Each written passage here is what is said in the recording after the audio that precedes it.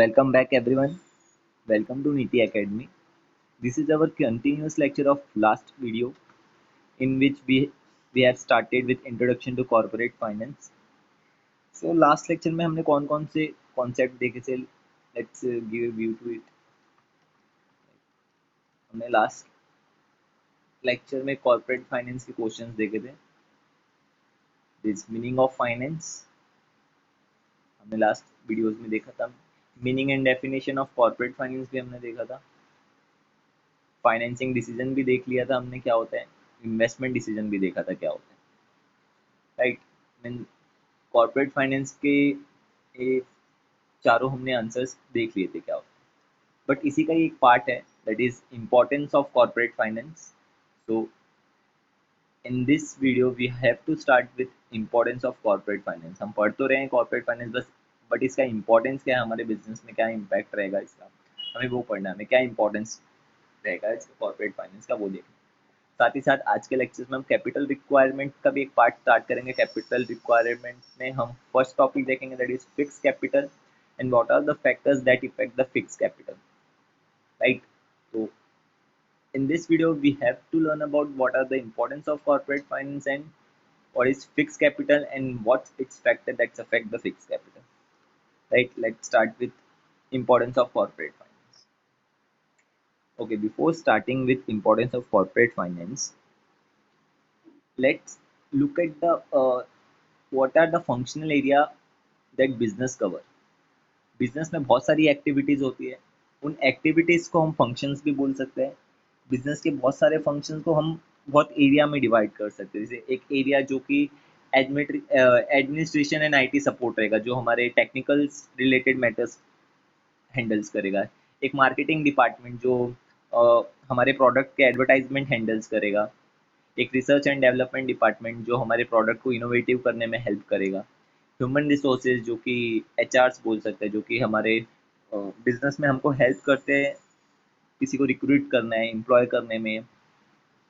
उधर operation department को हम प्रोडक्शन डिपार्टमेंट भी बोल सकते हैं, जो कि हमें प्रोडक्ट प्रोड्यूस करने में हेल्प करता है. And the last one that is financial department.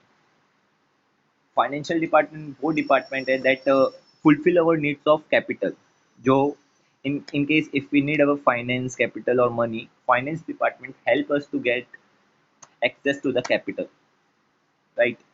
तो सारे जो डिपार्टमेंट्स है सबका इम्पोर्टेंस है. ह्यूमन रिसोर्सेज का अपना इम्पोर्टेंस है, ऑपरेशन का अपना इम्पोर्टेंस है, रिसर्च एंड डेवलपमेंट भी फंक्शन बहुत इंपॉर्टेंट है बिजनेस में, आईटी सपोर्ट भी बहुत इंपॉर्टेंट है, साथ ही साथ फाइनेंस भी इम्पोर्टेंट. लेकिन इन सब में से सबसे जो अटमोस्ट इम्पॉर्टेंट है वो फाइनेंस डिपार्टमेंट है. बिकॉज अगर फाइनेंस डिपार्टमेंट ही अगर हमें फाइनेंस नहीं देगा, मनी नहीं देगा, तो ऑपरेशन को हैंडल करना पॉसिबल ही नहीं है. हम प्रोड्यूस कैसे करेंगे, हम रॉ मटेरियल नहीं खरीद पाएंगे. ह्यूमन रिसोर्सेज को भी फाइनेंस डिपार्टमेंट हेल्प करता है. एम्प्लॉय आप हायर तो कर लोगे, लेकिन पे कैसे करोगे, सैलरी पेमेंट करने में फाइनेंस डिपार्टमेंट ही हेल्प करेगा. फाइनेंस डिपार्टमेंट आपको पैसे ला के देगा जिससे आप सैलरी पे कर पाओगे. रिसर्च एंड डेवलपमेंट में भी मनी का रिक्वायरमेंट रहता है, कैपिटल फाइनेंस का रिक्वायरमेंट रहता है. राइट. मार्केटिंग में भी आपको एडवर्टाइजमेंट कराना है तो आपको एडवर्टाइजमेंट फीस पे करनी पड़ती है. राइट. तो हर एक डिपार्टमेंट को फाइनेंस तो चाहिए रहता है. तो हर एक डिपार्टमेंट इंपॉर्टेंट तो है, लेकिन सबसे मोस्ट इंपॉर्टेंट डिपार्टमेंट कौन सा है, finance department. Why, because finance department help us to generate money and efficiently use these funds. Right. So यहाँ पे वही दिया रहा है. In the functional management of business enterprises, importance is given to production, finance, marketing, personal activities means human resources activities. Among all these activities, utmost importance is given to financial activities. Right. वही बोल रहा है कि हर एक department important तो है, लेकिन utmost important कौन सा डिपार्टमेंट है, financial. Why, because finance department other department को हेल्प करेगा उनकी एक्टिविटी को कैरी आउट करने में. The importance of corporate finance में भी डिस्कस एज फॉलोज. ठीक है. Let's look at the what are the importance of the corporate finance by point. First point, importance of corporate finance is that corporate finance help us to make decisions. Right. Corporate finance help us to make various decisions. Uh, just in last lectures, in last video, we have seen that that financing decision and investment decision, these both are the part of the corporate finance. Right. So there are various numbers of decision that corporate finance help us to make, right? Help in decision making, right? Most of the important decision of business enterprises are determined on the basis of availability of funds, right? हम like एक normal से case है, like हमको भी अगर कुछ purchase करना रहता है तो हम अपना बजट देखते हैं कि हमारे पास फाइनेंस कितना है। हम उस फाइनेंस और मनी के बेसिस पे हम डिसाइड करते हैं कि कौन सा प्रोडक्ट खरीदना है, राइट? सो बिजनेस में भी ऐसा ही होता है कि हम अगर कोई भी डिसीजन लेना है तो हम पहले ये देखेंगे कि हमारे पास अवेलेबिलिटी ऑफ फंड्स कितना है। Next, it is difficult to perform any function of the business enterprises independently without finance. In business enterprises, every department, every function needs finance to run. So कोई भी एक ऐसा डिपार्टमेंट नहीं है जो बिना फाइनेंस के रन कर सकता है। Every decision in the business is need to be taken keeping in view of the impacts on the profitability, right?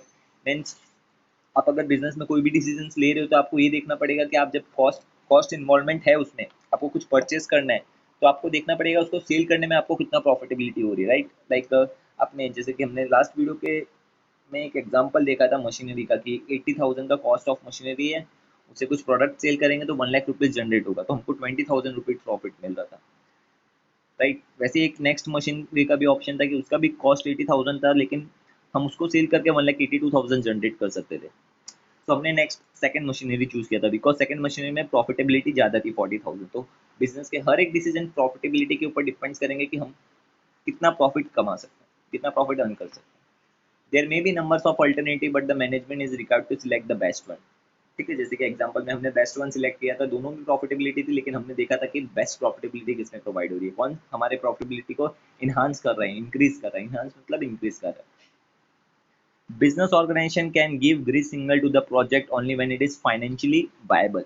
तो बिजनेस ऑर्गेनाइजेशन कौन से प्रोजेक्ट को इम्प्रूव करेगा, कौन से मशीन को इम्प्रूव किया था जो हमें ज़्यादा प्रॉफिटेबिलिटी प्रोवाइड कर रहा था, और अगर वो फाइनेंशियली वायबल है मतलब वो प्लान ऐसा पॉसिबल है कि हम उसको इम्प्लीमेंट कर सकते हैं और हमारे पास इतना फाइनेंस है, हमारे पास इतना कैपिटल है कि हम वो बिजनेस कैरी आउट कर सकते हैं। तो बिजनेस इंटरप्राइजेस उसी इंटरप्राइजेस को ग्रीन सिग्नल देता है, उसी इंटरप्राइजेस को इम्प्लीमेंट करता है अगर हमारे पास उस बिजनेस को रन करने के लिए एडुकेट फाइनेंस है तो।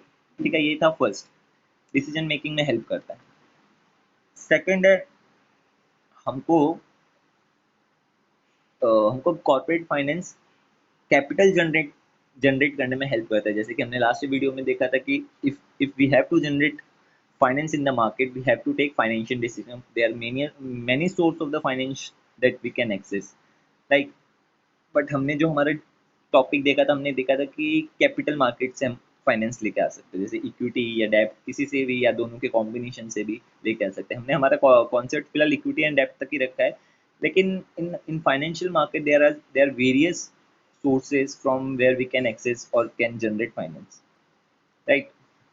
सो कॉर्पोरेट फाइनेंस हमको फाइनेंस जनरेट करने में हेल्प करता है।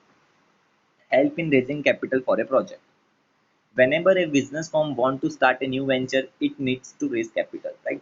कोई भी आपको बिजनेस न्यू वेंचर्स में बिजनेस कोई भी आपको एक नया वेंचर स्टार्ट करना है तो आपको कैपिटल का नीड्स तो रहेगा ही रहेगा।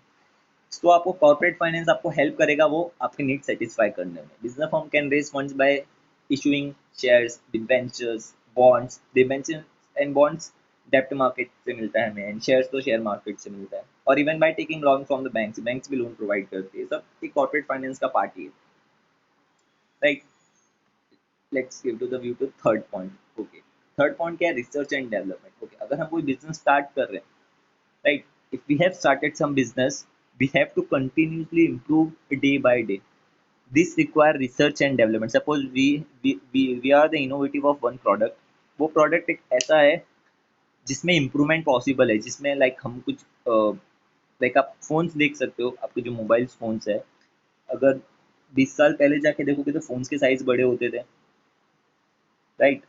फ़ोन के साइज़ बड़े होते थे, फीचर्स भी इतने नहीं अवेलेबल थे, कैमरा भी अवेलेबल नहीं था। धीरे धीरे मोबाइल इंडस्ट्री ने क्या किया, रिसर्च एंड डेवलप किया एंड इसको एक इनोवेटिव प्रोडक्ट, इसको रिसर्च एंड डेवलप करके एक ऐसा प्रोडक्ट बनाया जिसमें एक ही फ़ोन में आपके पास कैमरा भी यूज़ कर सकते हो, साइज़ भी छोटा हो गया है फ़ोन का, एंड टच पैड भी आ गया। पहले टच पैड्स नहीं थे, तो वो किसके वजह से पॉसिबल हुआ है? मोबाइल इंडस्ट्री में बहुत सारे रिसर्च एंड डेवलपमेंट हुए, तो हम भी हमारे बिजनेस जब स्टार्ट करेंगे तो हमको भी research and development carry out करना पड़ेगा। तो रिसर्च एंड डेवलपमेंट एक ऐसा प्रोसेस है जिसमें फाइनेंस का नीड रहता है, हमें इन्वेस्टमेंट करना पड़ता है, राइट। तो वो जो इन्वेस्टमेंट है, रिसर्च एंड डेवलपमेंट एक ऐसा डिपार्टमेंट है जो कंटिन्यूसली फाइनेंस नीड करता है। तो कॉर्पोरेट फाइनेंस हमको फाइनेंस ला के देगा जिससे हम रिसर्च एंड डेवलपमेंट इन्वेस्टमेंट कर पाएंगे, क्योंकि रिसर्च एंड डेवलपमेंट एक ऐसा प्रोसेस है जो कि कंटिन्यूसली फाइनेंस नीड करता है, उसको एक रेगुलरी बेसिस पे फाइनेंस चाहिए रहता है। तो कॉर्पोरेट फाइनेंस हमको रिसर्च एंड डेवलपमेंट के डिपार्टमेंट में फाइनेंस एक्टिविटी में फाइनेंस इन्वेस्टमेंट करने में हेल्प करेगा। Help in research and development, research and development must be Undertaker for the growth and expansion of business. ठीक है, आप जो भी प्रोडक्ट बनाते हो उस प्रोडक्ट को और बेटर करने के लिए आप रिसर्च एंड डेवलपमेंट कैरी करोगे। Detail technical work is essential for execution of project. Research and development is lengthy process, हमको भी पता है रिसर्च एंड डेवलपमेंट बहुत लेंथी प्रोसेस होता है, क्योंकि ट्रायल एंड एरर के बेसिस पे होता है। मे बी उन्होंने कुछ डिसाइड किया रिसर्च एंड डेवलपमेंट डिपार्टमेंट में भी वो वर्क करे या ना करे, राइट। तो एक लेंथी प्रोसेस होता है, बहुत सारे ट्रायल्स करते हैं, उसके बेसिस पे एक फाइनल प्रोडक्ट बनता है। तो रिसर्च एंड डेवलपमेंट एक ऐसा प्रोसेस है जिसमें कंटिन्यूसली रिसर्च चलता रहता है और रिसर्च को कैरी आउट करने के लिए कंटिन्यूसली फाइनेंशियल सपोर्ट चाहिए रहता है। तो कॉर्पोरेट फाइनेंस हमको फाइनेंस करने में रिसर्च एंड डेवलपमेंट को हेल्प करेगा। नेक्स्ट पे एक बैलेंस बना के रखेगा। अगर आपको एक बिजनेस को स्मूथली चलाना है, बिजनेस में कोई प्रॉब्लम ना आए, तो आपको फाइनेंस कंटिन्यूसली बेसिस पे चाहिए रहेगा। आपको जो भी मनी है, कैपिटल है, कंटिन्यूसली बेसिस पे आपको चाहिए रहेगा। तो कॉर्पोरेट फाइनेंस आपको डे टू डे एक्टिविटीज़ को रन करने के लिए एक सफिशिएंट अमाउंट ऑफ मनी या एडुकेट फाइनेंस आपको प्रोवाइड करता रहेगा। तो help in smooth running of business का, a smooth flow of corporate finance is needed so that the salary of employees are paid on time, loans are cleared on time, raw material is purchased whenever required, sales promotion of existing products is carried out smoothly। तो वही बोल रहा है, आपको एक continuously flow, एक ऐसा market ढूंढना पड़ेगा आपको कंटिन्यूसली, वहां से आपको आपके फाइनेंशियल नीड्स सेटिस्फाई हो और आप टाइमली बेसिस पे सैलरी पे कर पाओ, लोन का रीपे कर पाओ, रॉ मटेरियल परचेज कर पाओ, एडवर्टाइजमेंट कर पाओ अपने प्रोडक्ट की। तो आपको एक ऐसा सोर्स चाहिए रहता है कि आपको कंटिन्यूसली बेसिस पे आपको फाइनेंस मिलता रहे और आपको कुछ डिफिकल्टी नहीं है, तो आपका बिजनेस स्मूथली चलता रहेगा। फिफ्थ पॉइंट है कि जो आपका फाइनेंस डिपार्टमेंट है वो एक मेन डिपार्टमेंट है। हमने स्टार्टिंग में देखा था कि अगर फाइनेंस डिपार्टमेंट अच्छे से फाइनेंस नहीं प्रोवाइड कर पाएगा तो प्रोडक्शन डिपार्टमेंट भी काम नहीं कर पाएगा, रिसर्च एंड डेवलपमेंट भी काम नहीं कर पाएगा, अपना मार्केटिंग डिपार्टमेंट भी नहीं कर पाएगा काम अच्छे से। सपोज हमारा फाइनेंस डिपार्टमेंट हमें फाइनेंस अच्छे से नहीं, एडुकेटली फाइनेंस नहीं प्रोवाइड किया, तो हम प्रोडक्शन कैरी आउट नहीं कर पाएंगे, बिकॉज हम रॉ मटेरियल नहीं परचेज कर पाएंगे। अगर प्रोडक्शन कैरी आउट नहीं कर पाएंगे तो हम फिनिश गुड्स नहीं बना पाएंगे जिसको हम सेल्स करके रिवेन्यू जनरेट करते थे। तो अब अगर हम फिनिश गुड्स नहीं बना पाए, रिवेन्यू नहीं जनरेट कर पाए, तो हमारा सेल्स इफेक्ट होएगा। सेल्स इफेक्ट होएगा तो हमारी प्रॉफिटेबिलिटी भी इफेक्ट होगी, बिकॉज हम प्रॉफिट ही नहीं कमा पाएंगे। तो वही कि फाइनेंस डिपार्टमेंट ऐसा डिपार्टमेंट है जो कि बहुत इंपॉर्टेंट डिपार्टमेंट है। अदर डिपार्टमेंट को क्या क्या करता है, फाइनेंस डिपार्टमेंट एक कंट्रोल बनाए रखता है, कोऑर्डिनेशन बना के रखता है। अगर फाइनेंस डिपार्टमेंट अच्छे से काम करेगा तो others department will work well else. Bring coordination between various activities. Corporate finance plays significant role in control and coordination of the all the activity on the organization. All the activity मतलब production activity हो सकती है, human resources activity, research and development activity, कोई भी activity. अगर production सफर करेगा तो हमारा रॉ मटेरियल हम परचेज नहीं कर पाएंगे, प्रोडक्शन सफर करेगा तो हम सेल नहीं कर पाएंगे, सेल सफर करेगा तो at the end of the day profitability भी सफर करेगी। ठीक है, तो वही लिखा हुआ है इसमें भी। नेक्स्ट पॉइंट है एक्सपांसन। ओके, आप बिजनेस जब कैरी कर रहे हो तो आप एक साल तक बिजनेस कर रहे हो, नेक्स्ट ईयर आप चाहोगे कि आपका बिजनेस थोड़ा बढ़े। आप एक जगह पे काम करते हो, एक लोकेशन पे काम करते हो, आप चाहोगे कि आपका ब्रांच दूसरी जगह पे भी बने, राइट, तीसरी जगह पे भी बने, थर्ड ईयर आप ऐसे ऐसे धीरे धीरे अपना बिजनेस बढ़ाने की कोशिश करोगे, जिसको अपन बोल सकते हैं कि diversification. You will look for the diversification of the business. So if you want to expand your business, अगर आपको अपना बिजनेस बढ़ाना है तो आपको वापस से फाइनेंस चाहिए रहेगा, राइट।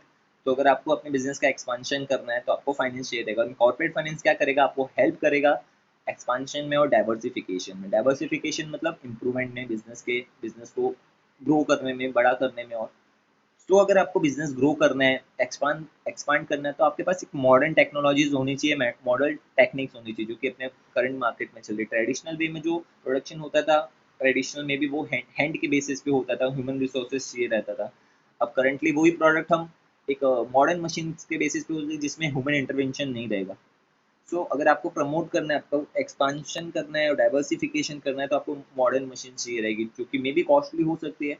तो कॉर्पोरेट फाइनेंस आपकी फाइनेंशियल नीड हेल्प करेगा, जिससे आप उस फाइनेंस यूज करके आप मॉडर्न मशीन परचेज कर पाओगे, जिससे आपका एक्सपांशन और डाइवर्सिफिकेशन पॉसिबल है, right.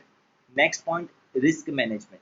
Of course risk management, what you mean by risk? Risk मतलब अगर आप बिजनेस कर रहे हो तो आपको बहुत टाइप के रिस्क आ सकते हैं। सपोज आप बिजनेस कर रहे हो, करंटली कोई नेचुरल कैलामिटीज आ गई, अर्थक्वेक आ गया, फ्लड्स आ गया, तो आपका बिजनेस पूरा डिसमिस हो जाएगा। तो आपको एक एक साइड में एक फाइनेंस चाहिए रहेगा, जिससे आप इसके ओवरकम हो पाओ। अगर सपोज अर्थक्वेक आ गया, आपका बहुत सारी एक मशीन थी जो कि खराब हो गई अर्थक्वेक की वजह से, आपको एक, अगर आपके पास सफिशिएंट अमाउंट ऑफ फाइनेंस रहेगा, तो आप एक नई मशीन परचेज कर सकते हो। आपके पास एक आपके पास आइडियल फाइनेंस भी होना चाहिए, जिसको आपको रिस्क लाइक अनसर्टेनिटी सिचुएशन के टाइम पे आपको काम आए, आप रिस्क मैनेज कर पाओ अपना अपना इनकेस कोई भी अगर अनसर्टेनिटी ऑफ इवेंट होता है तो, राइट। तो company has to manage several risk such as sudden fall in sales. हो सकता है आपका प्रोडक्ट मार्केट में इतना नहीं चल रहा है, डिमांड इतनी नहीं चल रही, तो आपका सेल्स नहीं होएगा, तो आपको प्रॉफिट जनरेट नहीं होएगा, right. Loss due to natural calamities, loss due to strikes. तो कंपनी के पास अगर सफिशिएंट फाइनेंशियल्स रहेंगे, तो वो रिस्क एक शॉर्ट पीरियड या एक लॉन्ग पीरियड के लिए मैनेज कर सकती है। तो रिस्क मैनेज करने में भी कॉर्पोरेट फाइनेंस हेल्प करेगा हमें। Okay, and then assets. When we start business, we need to invest in the various assets, right? Like furnitures, plant and machinery. We have to purchase land or building. But and वो ऐसे assets है जो कि long period के लिए चलते हैं, may be 5 years और 10 years। But after 5 and 10 years you have to replace that machineries और फर्नीचर, राइट। तो जो भी आपके ओल्ड असेट्स है उनको रिप्लेस करने में भी कॉर्पोरेट फाइनेंस हेल्प करेगा, आपको फाइनेंस प्रोवाइड करके। So replace करेगा old assets such as plant and machinery become old and outdated over there। हो सकता है कोई मशीन मार्केट में एक नई टेक्निक्स आ गई, मॉडर्न टेक्निक्स के बेसिस पे, एंड जो ओल्ड टेक्निक आप यूज कर रहे हो मशीन की, वो मार्केट में नहीं चल रही है, तो आपको न्यू मशीन भी परचेज करनी पड़ सकती है। They have to be replace by new assets, right. तो finance require purchase of finance help us in purchase of new assets, right? And next point is that when when we deciding financing decision, financial decision में हम क्या decide करते हैं कि हम लोग financial market में, कैपिटल मार्केट में हम इक्विटी से पैसा रेज करें, या हम डेप्ट मार्केट से लेके आए। जब हम इक्विटी मार्केट से लेके आते हैं तो हमको उनको रिटर्न में ईयरली बेसिस पे कुछ ना कुछ पे करना पड़ता है। तो मैंने बताया था कि लास्ट वीडियो में, जब इक्विटी मार्केट में जो हम फाइनेंस रेज करते हैं, तो हम इक्विटी शेयर होल्डर्स को क्या करते हैं, डिविडेंड देते हैं। और जो डेप्ट मार्केट से हम फाइनेंस लेके आते हैं, हम उनको इंटरेस्ट पेमेंट करते हैं, राइट। तो इंटरेस्ट एंड डिविडेंड भी पेमेंट करना है हमको ईयरली बेसिस पे, तो हमको फाइनेंस चाहिए रहेगा। So payment of dividend interest, financial finances need to pay dividend to share holders, interest to creditors और banks, right. Okay, last one, that is payment of tax. When we run business, we have to pay the various number of taxes to the government, like GST, income tax, right? Service tax, VAT. There are a number of taxes that we have to pay. Import duty, export duty. That all the payments are paid to the government. Maybe we have to pay various fees to the government, like हमने licence बनाया है हमारी factory के लिए, हमने हमने हमारी company के लिए रजिस्ट्रेशन करवाया, राइट। तो हमको पेमेंट करना पड़ता है टैक्सेस एंड फीस का, तो उसके लिए भी हमें फाइनेंस चाहिए रहता है। Company has to pay taxes to the government such as income tax, goods and service tax, GST, fees for the fees to registrar of company। Registrar मतलब जो हमारी कंपनी को रजिस्टर करेगा, उसको रजिस्ट्रार बोलते, तो उसको भी हमको फीस पे करना पड़ेगा on various occasion. So finance हमें हेल्प करेगा कि हम इतने सारे पेमेंट एंड टैक्सेस को पे कर पाए, right. So there are 10 points in importance of corporate finance. तो मैंने एक शॉर्टकट बनाया है, ये आपको हेल्प करेगा आपको पॉइंट के हेडिंग को रिमेंबर करने में। That is red cat, in that are two, D2 and C2। what this two denote that there are that R coming two times, D coming two times, and C coming two times. C point. Let first start with help in research and development. हमने point देखा था एक research and development का, जिसमें corporate finance हमें help करेगा research and development. तो ये जो फर्स्ट R2 दिया हुआ है, इसमें से फर्स्ट R यही है, रिसर्च. सेकेंड पॉइंट है मैनेजिंग रिस्क. हमें रिस्क हैंडल करने में भी हेल्प करता है कॉर्पोरेट फाइनेंस. तो सेकेंड R यही वाला R था, जिसमें managing risk point. Next point है हमारा ई डिनोट कर रहा है शॉर्टकट हमारा. तो promote expansion and diversification, right. Next point है हेल्प इन डिसीजन मेकिंग. तो डी था नेक्स्ट हमारा, डी कमिंग टू टाइम्स. तो एक है D decision making. Next point है payment of dividend and interest. तो आपको ये शॉर्टकट आपको हेल्प करेगा आपके पॉइंट रिकैप करने में, आपको पॉइंट याद दिलाने में. इनकेस आप आंसर्स लिख रहे हो, आप पॉइंट भूल गए, तो आपको हेल्प करेगा. Then C two times. Then first C, capital for project. Help in raising capital for a project. Bring coordination between various activities. Second C. Next A. Replace old assets. ये point भी हमने देखा था. Next T. Payment of taxes and fees. And then S. Help in smooth running of business. S. Smooth. So there is 10 number of point. उसका shortcut रहेगा red cats, R2 time, D2 time, C2 time. Right? Let's proceed with next question. Before starting with next question, let's give it view to the some questions. Fill in the blanks. Dash is related to money and money management, and options are production, marketing, and finance. आपको क्या लगता है क्या आएगा इसमें? Dash is related to money and money management. So the answer is finance. Finance is related to money and money management. Finance की meaning में हमने देखा था, फाइनेंस का मीनिंग का फर्स्ट पॉइंट ये था, right. Second fill in the blanks है finance is the management of debts affairs of the company. Option है मॉनिटरी, मार्केटिंग एंड प्रोडक्शन. क्या लगता है आपको क्या आंसर आना चाहिए? What will be the answer for second question? And the answer is monetary. Monetary means finance, alternate word for finance, monetary, right. Finance हमको money related expects को भी मैनेजमेंट करने में हेल्प करता है, राइट.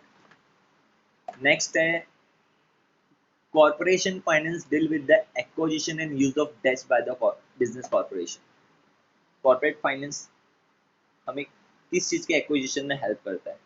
गुड्स के एक्विजिशन में, capital के एक्विजिशन में, या लैंड के एक्विजिशन में? So answer is capital. Capital means finance, because in financial decision we decide from which source to get finance. तो कैपिटल एक्वायर करने में हेल्प करता है हमें फाइनेंस एक्वायर करने में. Last point, company has to pay debts to government. Company has to pay debts to government. Options are taxes, dividend and interest. So answer is taxes, because dividend are paid to the equity shareholders and interest paid to the debt market. In debt market we have to pay interest, right? So let's start with next question. Before starting with next question, let's give a view to this story. Suppose there is a one person have some idea of doing business. We have to investigate, analyze, right, whether we can convert this idea into reality or not. Suppose planning is feasible, we can convert this into reality. Next question will be finance, problem of finance. And we already know we can solve our finance problem by accessing capital market, right? But before accessing capital market for raising finance, we have to must before deciding financing decision, we have to must know how much capital we need, right? अगर हमें finance market में जाके पैसा लेके आना है, business के लिए फाइनेंस लेके आना है, लेकिन उससे पहले हमें ये पता होना चाहिए कि कितना लेके आना है. तो वो डिसीजन होता है कैपिटल रिक्वायरमेंट का, जिसे हम बोलते हैं कि कैपिटल रिक्वायरमेंट, कि हमें कितना पैसा चाहिए, राइट. तो हमें कभी भी बिजनेस को स्टार्ट करते हैं तो दो दो ऐसी एक्टिविटीज होती है जहाँ पे हमें इन्वेस्टमेंट करना पड़ता है। दो दो ऐसे फेजेस है जहाँ पे कैपिटल का रिक्वायरमेंट रहता है बिजनेस में, राइट। तो फर्स्ट फेज है फिक्स कैपिटल के लिए कुछ हमें फाइनेंस चाहिए रहता है, एंड कुछ वर्किंग कैपिटल के लिए फाइनेंस चाहिए रहता है।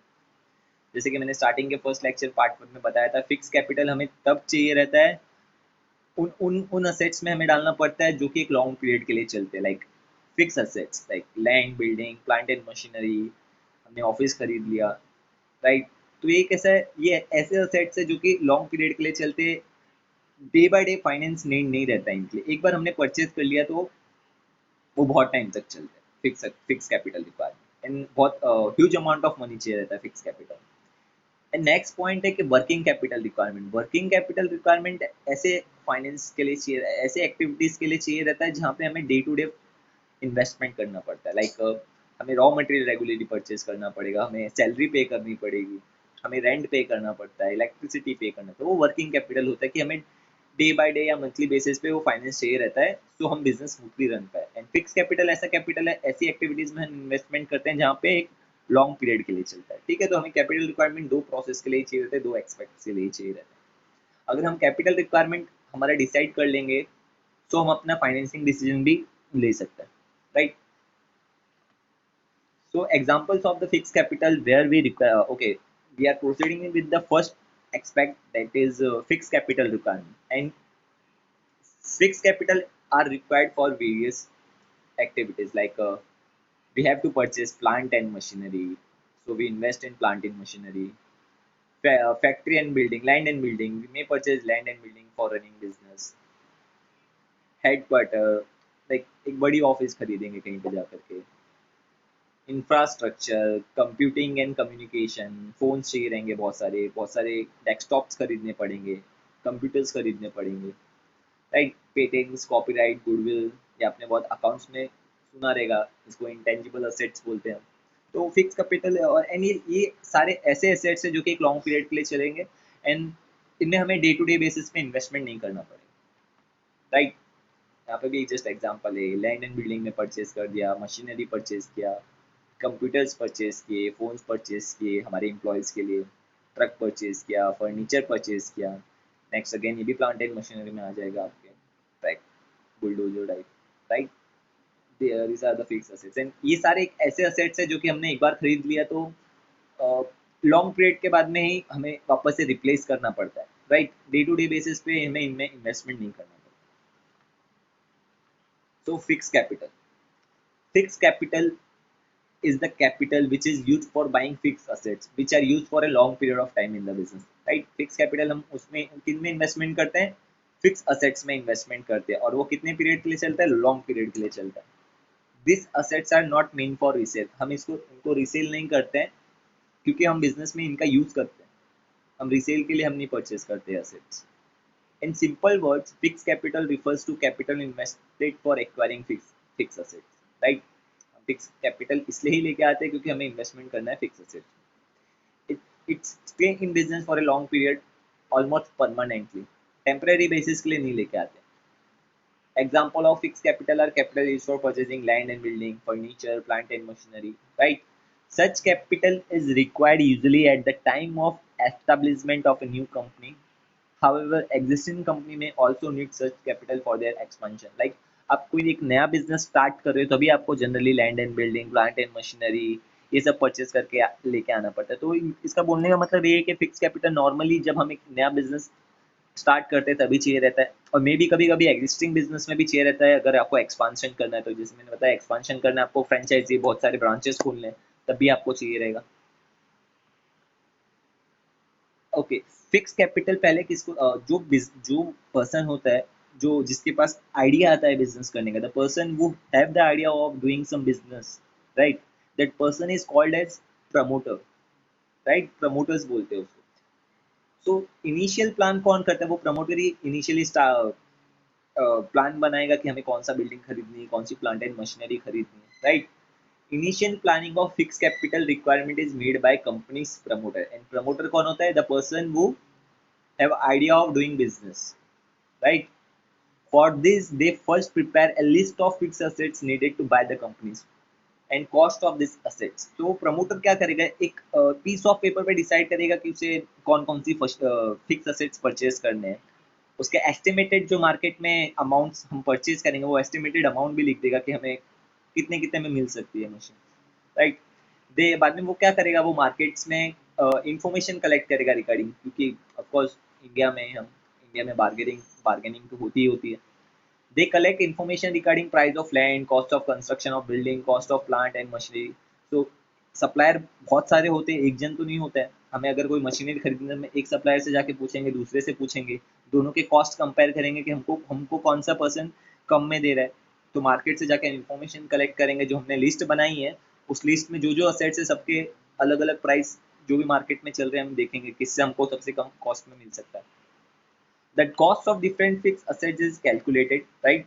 In resulting figure would be total fixed capital requirement। तो वो जो हमने फिक्स असेट्स की जो लिस्ट बनाई है और हमने जो डिसाइड किया है कि हम कितने में खरीद सकते हैं उन असेट्स को, जो हम टोटल करेंगे तो हमें पता चल जाएगा कि हमारे फिक्स कैपिटल का रिक्वायरमेंट क्या है। In recent years estimating fixed capital requirement has assumed great importance, particularly because of modern industrial process which require increased use of heavy and automated machines। In recent years like जो modern हमारे traditional way में नहीं, हमारे जो modern way में जो business कर रहे हैं इसमें फिक्स कैपिटल, अगर आपको बिजनेस स्टार्ट करें तो आप एक नेसेसरी स्टेप है जिसमें आपको पता होना चाहिए कि आपका फिक्स कैपिटल का रिक्वायरमेंट क्या है। Because in modern time fix capital में जो ऑटोमेटेड मशीन्स है वो बहुत हैवी कॉस्ट में मिलती है। तो हमको पहले ही प्लानिंग के बेसिस पे पता होना चाहिए कि हम कितना इन्वेस्टमेंट कितने इन्वेस्टमेंट करने वाले हैं। तो उसके बेसिस पे आपको पता है, इसी के बेसिस पे हम अपना फाइनेंसिंग डिसीजन स्टार्ट करते हैं और फाइनेंसिंग डिसीजन के बाद में ही हम अपना इन्वेस्टमेंट डिसीजन स्टार्ट करते हैं। एंड इंटरप्रेन्योर को होता है लाइक जो एक न्यू आइडिया के साथ आता है। Obtain funds for the purchase of fix assets from the capital market. Okay, वो फंड्स कहाँ से लेके आता है, फंड्स कहाँ से जनरेट करता है। We know that the person who needs money goes to finance market, and finance market we can access capital market, and capital market हम equity and debt both ways से हम finance generate कर सकते हैं। Funding can come from issue of shares, debentures, bonds, right, हमको पता है ये तो सब। ओके, फिक्स कैपिटल के हम फिक्स कैपिटल जो हमारा अमाउंट है, हमको जो चाहिए फिक्स कैपिटल जो क्वांटिफाइबल हो सकता है, तो ऐसे कौन कौन से फैक्टर्स है जो हमारे फिक्स कैपिटल के रिक्वायरमेंट को अफेक्ट कर सकते हैं, राइट। कौन कौन से ऐसे फैक्टर्स है जो हमारे कैपिटल रिक्वायरमेंट को अफेक्ट कर सकते हैं। तो हम पहला पॉइंट देखते हैं, ठीक है। पहला पॉइंट देखने से हम ये देखते हैं कि हम कोई भी बिजनेस करते हैं ना, बिजनेस तीन टाइप के हो सकते हैं, right. First, second and third, right. ये जो फर्स्ट है इसको हम बोलते हैं मैन्युफैक्चरिंग इंडस्ट्री। इसमें क्या होता है, मैन्युफैक्चरिंग इंडस्ट्री में हम क्या करते हैं, हम कुछ रॉ मटेरियल खरीद के लेके आते हैं, हम उस पर कुछ अपना प्रोडक्ट फैक्ट्री में कुछ प्रोडक्शन का काम करते हैं और उससे कुछ फिनिश गुड्स बनाते हैं। लाइक सपोज हम ब्रिक्स बनाने का काम करें तो हम क्या करेंगे, हम सैंड लेके आएंगे, हम रेती लेके आएंगे कहीं से, उसको फैक्ट्री में हम मैन्युफैक्चरिंग करेंगे, अच्छे से स्ट्रक्चर्स में बना करके उससे ब्रिक्स रेडी करेंगे। तो वो मैन्युफैक्चरिंग इंडस्ट्री है। नेक्स्ट इंडस्ट्री है पब्लिक यूटिलिटीज, बोलते हैं हम इसको। पब्लिक यूटिलिटीज जो मतलब जो हमको गवर्नमेंट प्रोवाइड करती है, लाइक वाटर फैसिलिटी प्रोवाइड करती है, इलेक्ट्रिसिटी प्रोवाइड करती है, ट्रांसपोर्टेशन, रेलवे, इलेक्ट्रिसिटी के जो आपने देखे रहेंगे जो बड़े बड़े से स्ट्रक्चर्स रहते हैं। तो बहुत सारी फायर की जो कि हम इसको बोलते हैं फायर विकेट वाली सर्विसेज, हॉस्पिटल सर्विसेज, राइट। तो there are numerous numbers of services that publicly are provided to us, और इनमें बहुत इन्वेस्टमेंट है। सपोज आपको रेलवे फैसिलिटी प्रोवाइड करनी है तो आपको बहुत ज़्यादा इन्वेस्टमेंट करना पड़ेगा, राइट। आपको अगर वाटर फैसिलिटी प्रोवाइड करनी है तो भी आपको बहुत जगह पाइप्स डालने पड़ेंगे, तो भी आपको बहुत इन्वेस्टमेंट होएगा। तो ये जो भी है, जो पब्लिक यूटिलिटीज़ वाली सर्विसेज है, इनमें इन्वेस्टमेंट बहुत होता है। मैन्युफैक्चरिंग इंडस्ट्री में भी इन्वेस्टमेंट बहुत होता है क्योंकि हमें एक हैवी मशीनरीज परचेज करनी पड़ती है। नेक्स्ट इंडस्ट्री आती है ट्रेड इंडस्ट्री। ट्रेड इंडस्ट्री में पता है क्या होता है, कुछ नहीं होता है इसमें। इसमें क्या होता है, हम एक सपोज हम एक इनोवेटिव प्रोडक्ट देखे कहीं पे अब्रॉड से, सपोज हमने अमेरिका का टूर किया, वहाँ से हमको एक इनोवेटिव प्रोडक्ट मिला जो इंडिया में नहीं बनता है, तो हम क्या करेंगे, हम वही प्रोडक्ट इंडिया में लाके वैसे का वैसा ही बेच देंगे। हम कुछ मैन्युफैक्चरिंग कुछ एक्टिविटी ऐसी कैरी आउट नहीं करेंगे कि उसका कुछ शिफ्ट चेंज करेंगे, कुछ नहीं करेंगे हम, वैसे कि वो का वही चीज़ 100 से सपोज हम वहाँ से 100 रुपीज़ में लेके आ रहे हैं, यहाँ पे हम 120 में बेच देंगे, हम 20 रुपीज़ का प्रॉफिट अर्न करेंगे। तो हम इसमें कुछ मैन्युफैक्चरिंग नहीं कर रहे, सिर्फ ट्रेड कर रहे हैं, एक जगह बाय करेंगे, एक जगह सेल्स करेंगे। तो 3 टाइप की इंडस्ट्री बोल सकते हो आप, manufacturing industry, public utility industry and last one trade industry. तो मैन्युफैक्चरिंग इंडस्ट्री में भी आपको बहुत ज़्यादा इन्वेस्टमेंट करना पड़ता है, बहुत बड़ी बड़ी मशीनरी परचेज करनी पड़ती है। प्लांट पब्लिक यूटिलिटी में भी आपको बहुत ज़्यादा इन्वेस्टमेंट करना पड़ता है, लेकिन ट्रेड इंडस्ट्री में आपको इतना इन्वेस्टमेंट नहीं करना पड़ता है। तो आपको अगर अपना मैन्युफैक्चरिंग इंडस्ट्री में डिसाइड करना है कि how much fix capital you require, तो हम ये बोल सकते हैं कि मैन्युफैक्चरिंग इंडस्ट्री में बहुत ज़्यादा कैपिटल चाहिए रहता है, क्योंकि आपको heavy heavy plant and machinery में इन्वेस्टमेंट करना है। नेक्स्ट है पब्लिक यूटिलिटी इंडस्ट्री, इसमें भी आपको बहुत ज़्यादा कैपिटल चाहिए रहेगा। लाइक आपको अगर रेलवे फैसिलिटी प्रोवाइड करनी है तो आपको पता ही है क्या क्या आपको फैसिलिटीज़ प्रोवाइड करनी पड़ेगी।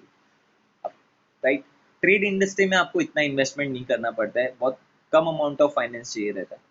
तो फिक्स कैपिटल का रिक्वायरमेंट आपके इंडस्ट्री के बेसिस पे भी इफेक्ट करेगा। That is nature of business, आप कौन सा बिजनेस स्टार्ट करना चाहते हो, मैन्युफैक्चरिंग बिजनेस स्टार्ट करना चाहते हो, पब्लिक यूटिलिटी वाला बिजनेस स्टार्ट करना चाहते हो, ट्रेड। अगर स्टार्टिंग के ये 1 और 2 इनमें से कोई भी बिजनेस स्टार्ट करना चाहते हो तो आपका फिक्स कैपिटल रिक्वायरमेंट ज़्यादा रहेगा, क्योंकि आपको बहुत ज़्यादा फिक्स कैपिटल खरीदने पड़ेंगे दूसरे। लेकिन ट्रेड इंडस्ट्री में जैसे कि मैंने बताया, हम कुछ नहीं करते, जस्ट प्रोडक्ट लेके आते एक मार्केट से दूसरे मार्केट में बेच देते। तो ट्रेड इंडस्ट्री में इतना रिक्वायरमेंट नहीं रहता है फिक्स कैपिटल का। सो पॉइंट वही है, नेचर ऑफ बिजनेस के ऊपर इफेक्ट होता है कि इतना हमारा फिक्स कैपिटल रिक्वायरमेंट कितना होता है। Manufacturing industry and public utilities have to invest huge amount of fund to acquire fixed assets, while trading business may not need huge investment in fixed assets. Right? तो आप कौन सा nature of business start करना चाहते हो, आपके capital requirement, fix capital requirement उसके basis पे कम ज़्यादा होता रहेगा। नेक्स्ट है आपका साइज ऑफ बिजनेस, आप क्या डिसाइड कर रहे हो। सपोज आप बहुत बड़ा बिजनेस स्टार्ट करना चाहते हो, राइट, आप बहुत बड़ा बिजनेस स्टार्ट करना चाहते हो तो आपका फिक्स कैपिटल भी आपको ज़्यादा चाहिए रहेगा। आप सोच रहे हो नहीं हम एक छोटा सा बिजनेस बनाएंगे, स्मॉल बिजनेस रखेंगे, तो फिक्स कैपिटल रिक्वायरमेंट कम रहेगा। तो वो एक साइज ऑफ बिजनेस भी आपका डिटरमाइन करेगा कि आपको फिक्स कैपिटल कितना चाहिए। Where a business firm is setup to carry on large scale operation, it's fix capital man are required to be high. It is because most of their production process are based on automatic machine and equipment, right? So अगर आपका size of business बड़ा रहेगा तो आपको ज़्यादा finance चाहिए रहेगा, अगर साइज ऑफ बिजनेस छोटा है तो आपको कम फाइनेंस चाहिए रहेगा। नेक्स्ट पॉइंट है स्कोप। स्कोप मीन्स सपोज आप सिर्फ इंडिया में अपना बिजनेस रन करते हो, अगर आपको ब्रांचेस खोलनी है, आप सोच रहे हो नहीं हम फॉरेन्स में भी हमारे बिजनेस स्टार्ट करेंगे, तो आपको फॉरेन्स में भी बिजनेस स्टार्ट करना है तो आपका फिक्स कैपिटल रिक्वायरमेंट भी ज़्यादा रहेगा। तो स्कोप ऑफ बिजनेस आप क्या डिसाइड करते हो उसके बेस पे भी आपका फिक्स कैपिटल रिक्वायरमेंट कम ज़्यादा हो सकता है। ठीक है, there are business forms which are form to carry on production और distribution on a large scale.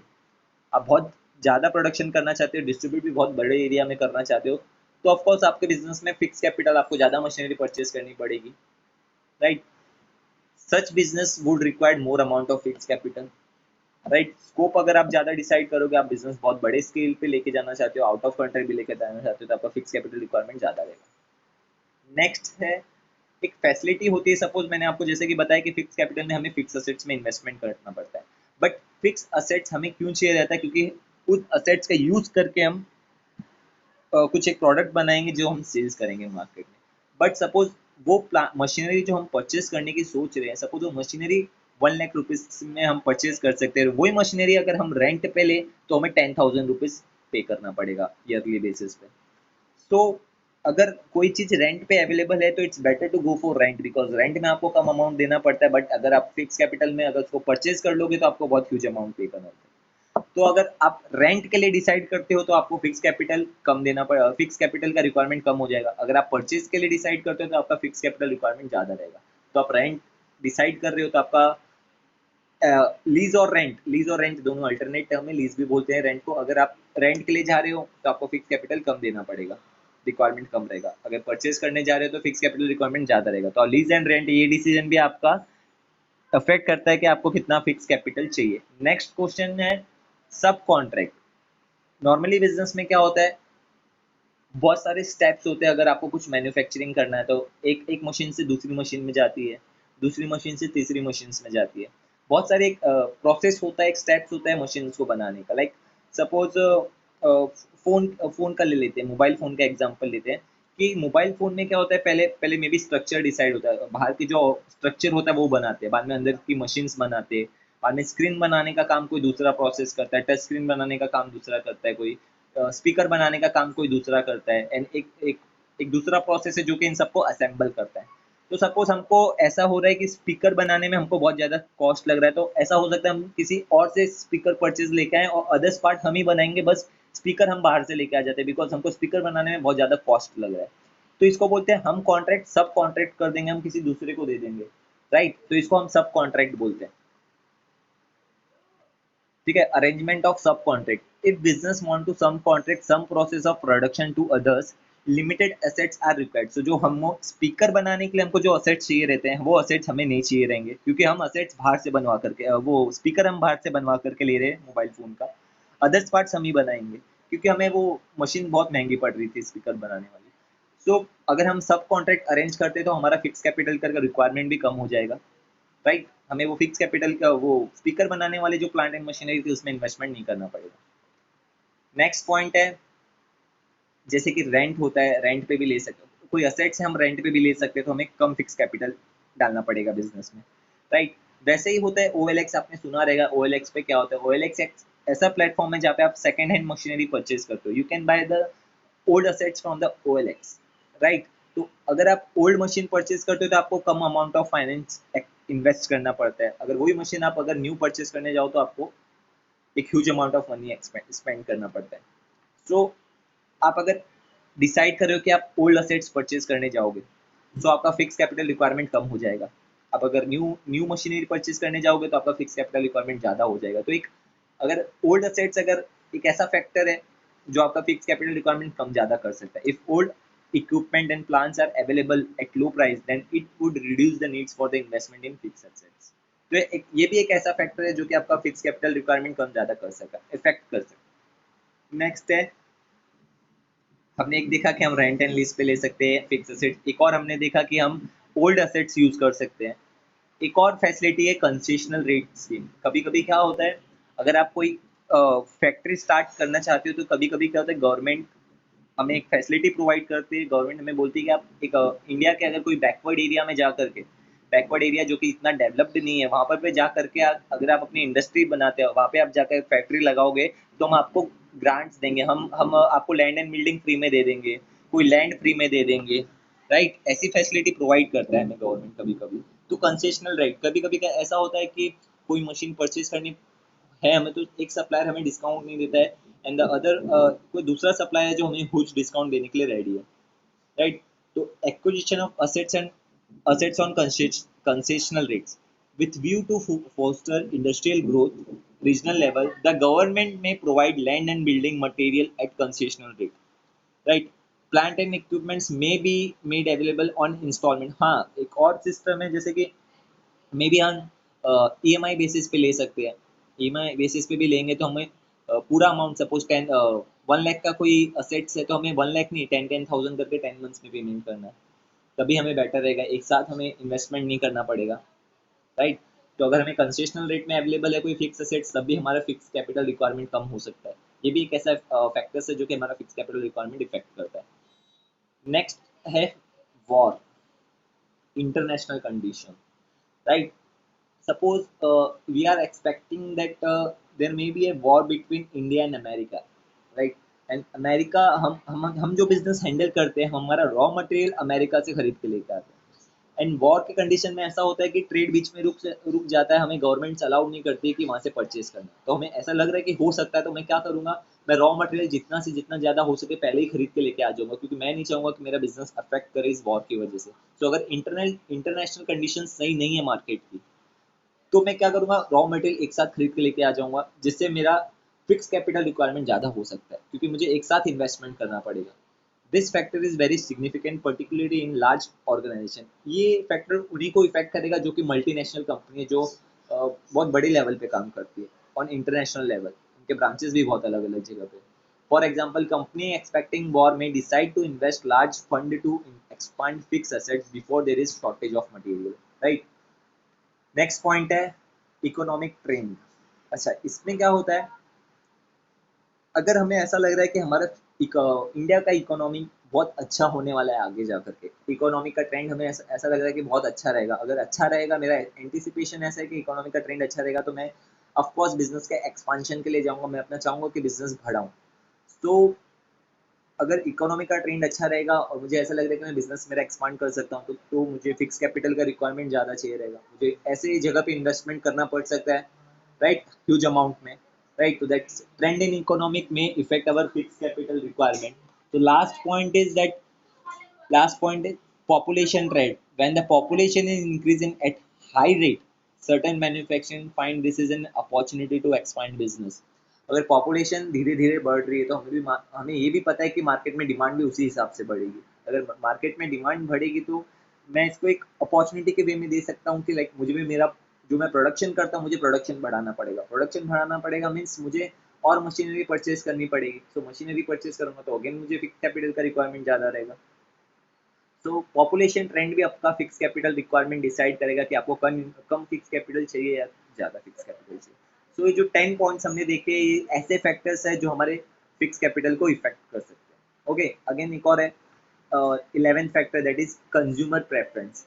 अगर आप एक ऐसा प्रोडक्ट सेल करते हो जिसका मार्केट में डिमांड बहुत ज़्यादा है एंड बहुत रेगुलरी बेसिस पे है, लाइक मोबाइल फ़ोन ले लो, मार्केट में इसका डिमांड अच्छा ही रहता है, ठीक है, लार्ज अमाउंट ऑफ फिक्स। तो हमें जब मोबाइल मैन्युफैक्चरिंग कर रहे हैं तो हमें फिक्स कैपिटल का रिक्वायरमेंट भी ज़्यादा रहेगा। तो कंज्यूमर का प्रेफरेंस अगर हमारे प्रोडक्ट के लिए बहुत अच्छा है, पॉजिटिव है, तो हमें फिक्स कैपिटल का रिक्वायरमेंट भी बहुत ज़्यादा इफेक्ट करेगा, हमें बहुत ज़्यादा फिक्स कैपिटल चाहिए रहेगा। अल्टरनेट हम ऐसा भी देख सकते हैं, अगर सपोज हमें ऐसा प्रोडक्ट बेचते हैं जिसका मार्केट में डिमांड ज़्यादा नहीं है तो हमें फिक्स कैपिटल भी इतना ज़्यादा नहीं चाहिए। Next point, that competition in the market. अगर मार्केट में कॉम्पिटिशन ज़्यादा है तो हमें फिक्स कैपिटल का रिक्वायरमेंट भी ज़्यादा रहेगा। सपोज हमारा हम चार चार प्रोड्यूसर है एक ही प्रोडक्ट के, एंड एक प्रोड्यूसर ऐसा करता है कि वो ट्रेडिशनल टेक्नोलॉजी से मूव होकर के मॉडर्न टेक्नोलॉजी यूज़ करने लगता है। अगर वो मॉडर्न टेक्नोलॉजी यूज़ करेगा तो उसका बिजनेस ग्रोथ भी बहुत ज़्यादा रहेगा। तो हम भी क्या करेंगे, हम भी स्विच करेंगे, हम जो ट्रेडिशनल टेक्नोलॉजी यूज़ करते थे हम भी मॉडर्न टेक्नोलॉजी में जाएंगे, बिकॉज एक्सपांशन ग्रोथ सबको चाहिए रहता है। हम भी उसको सामने वाले को फॉलो करेंगे कि अगर उसने मॉडर्न टेक्नोलॉजी यूज़ की है, उसका सेल्स बहुत ज़्यादा हो रहा है, तो हम भी वो मॉडर्न टेक्नोलॉजी यूज़ करेंगे। तो मॉडर्न टेक्नोलॉजी यूज़ करेंगे तो हमें अगेन फिक्स कैपिटल का रिक्वायरमेंट ज़्यादा रहेगा। तो आपके कॉम्पिटिटिव फैक्टर्स भी डिसाइड करते हैं आपके कॉम्पिटिटर्स क्या करेगा। आपके कॉम्पिटिटर्स फिक्स कैपिटल में ज़्यादा इन्वेस्टमेंट कर रहे हैं तो हो सकता है कि आपको भी ज़्यादा इन्वेस्टमेंट करना पड़ सके। तो ये भी एक ऐसा फैक्टर्स है, कॉम्पिटिटिव फैक्टर, जो आपका फिक्स कैपिटल के रिक्वायरमेंट को ज़्यादा कम कर सकते हैं। तो हमने 12 फैक्टर्स ऐसे देखे जो कि आप फिक्स कैपिटल के रिक्वायरमेंट को कम ज़्यादा कर सकते हैं। So again we are moving towards shortcut for remembering all these points. So the shortcut is that close SSC picnic, right? In close SSC picnic IC का कुछ नहीं है रोल, सिर्फ हम इसके आगे वाले वर्ड्स देखेंगे। Close, first start with C concessional rate. अगर हमें कंसेशनल रेट में असेट्स अवेलेबल है मार्केट में तो हम कंसेशनल रेट पे खरीदेंगे। गवर्नमेंट की अगर कोई गवर्नमेंट हमें हेल्प प्रोवाइड कर रही है, लैंड फ्री में प्रोवाइड करती है, तो हम उसी जगह पे अपना बिजनेस बनाएंगे। सेकेंड है एक्सटेंट ऑफ लीज और रेंट, एल। फर्स्ट था सी, नेक्स्ट एल फॉर लीज। अगर हमें कोई लीज पे मिल रहा है असेट तो हम ऑफकोर्स लीज पे रहेंगे, जिससे हमारा फिक्स कैपिटल रिक्वायरमेंट कम हो जाएगा। Acquisition of old assets, close में नेक्स्ट ओ था, सो तो ओ ओल्ड असेट्स। अगर ओल्ड असेट्स परचेज करेंगे तो भी हमको फिक्स कैपिटल कम इन्वेस्ट करना पड़ेगा। नेक्स्ट है size, S, size of business. अगर हम कम साइज बिजनेस, अगर छोटा बिजनेस चलाना चाहते हैं तो ऑफकोर्स फिक्स कैपिटल रिक्वायरमेंट कम रहेगा। नेक्स्ट है ई, ट्रेंड इन इकोनॉमिक। हमने अभी देखा अगर इकोनॉमी का ट्रेंड अच्छा है, हमें ऐसा लग रहा है, तो हम ऑफकोर्स ऐसे प्लांट एंड मशीनरी पे इन्वेस्टमेंट करेंगे जिसमें हमें बिजनेस का एक्सपांशन हो, right, trend in economy. Next है S S C, S for scope. अगर हमें बहुत सारी फ्रेंचाइजी, बहुत सारे ब्रांचेस एस्टेब्लिश करने तो ऑफकोर्स हमें फिक्स कैपिटल का रिक्वायरमेंट ज़्यादा है। नेक्स्ट है S, arrangement of sub contract. ऐसा भी हो सकता है हम कोई प्रोडक्ट सब कॉन्ट्रैक्ट पर, जैसे कि मैंने आपको मोबाइल फ़ोन का एग्जांपल लिया था, स्पीकर हम खुद नहीं बनाएंगे, हम बाहर से बनवा के ले लेंगे, तो हमें फिक्स कैपिटल में नहीं डालना पड़ेगा जो स्पीकर बनाने की मशीन में हमें यूज़ होता है। नेक्स्ट है सी, कंज्यूमर प्रेफरेंस। अगर हमारा प्रोडक्ट ऐसा है जो मार्केट में बहुत अच्छा डिमांड होता है, तो फिक्स कैपिटल में भी ज़्यादा इन्वेस्टमेंट करना पड़ सकता है। नेक्स्ट है पी फॉर पॉपुलेशन ट्रेंड। अगर पॉपुलेशन अगर धीरे धीरे बढ़ती जा रही है तो हमें भी हमारा प्रोडक्ट का भी डिमांड धीरे धीरे बढ़ेगा, धीरे धीरे बढ़ेगा तो हमें भी ऐसे प्लांट एंड मशीनरी का साइज ज़्यादा करना पड़ेगा जिससे हम ज़्यादा प्रोड्यूस कर पाए। नेक्स्ट है आई आई फॉर इंटरनेशनल ट्रेंड। जो मल्टीनेशनल लेवल पे काम कर रही है कंपनियां, उनको इंटरनेशनल ट्रेंड पे भी ध्यान देना पड़ेगा। तो क्योंकि fix capital requirement international trend के बेसिस पे भी कम ज़्यादा हो सकता है। नेक्स्ट है सी फॉर कॉम्पिटिटिव फैक्टर्स। अभी अभी हमने देखा अगर कोई ऐसा कॉम्पिटिटर है जो मॉडर्न मशीन्स में इन्वेस्टमेंट कर रहा है तो एंड उसका सेल्स उस मॉडर्न मशीन की वजह से उसका सेल्स बहुत ज़्यादा जनरेट हो रहा है तो हमें भी उसको फॉलो करना पड़ सकता है। तो कॉम्पिटिटर्स इंक्रीज कर रहे हैं तो हो सकता है हमें भी करना पड़े। नेक्स्ट है एन नेचर ऑफ बिजनेस, जो कि हमारा फर्स्ट पॉइंट था। ठीक है, हम मैन्युफैक्चरिंग बिजनेस कर रहे हैं या पब्लिक यूटिलिटी बिजनेस कर रहे हैं या ट्रेडिंग वाली एक्टिविटी कर रहे हैं। अगर मैन्युफैक्चरिंग और पब्लिक यूटिलिटी वाली करेंगे तो हमें ज़्यादा इन्वेस्टमेंट चाहिए रहेगा। नेक्स्ट, अगर हम ट्रेडिंग एक्टिविटी हैंडल करना चाहते हैं तो हमें कम इन्वेस्टमेंट चाहिए रहेगा फिक्स कैपिटल का। आईसी का कुछ फॉर्म नहीं है, जस्ट स्टेटमेंट कंप्लीट करने के लिए आईसी को रखा गया था, right. So this is the shortcut for remembering all the points of the factors that affecting fixed capital requirement. So this is the end of video. In this video we learned about two topics, that is importance of corporate finance and capital requirement. In capital requirement हमने देखा कि fix capital requirement क्या है और उसके factors कौन से जो कि फिक्स कैपिटल की रिक्वायरमेंट को कम ज़्यादा कर सकते हैं, right. So if you guys have any question, you can ask to us in given below comment section. We will try to answer each one of you. Okay, so in this video we are ending this topic right now. In next video we will start with the next part of the capital requirement, that is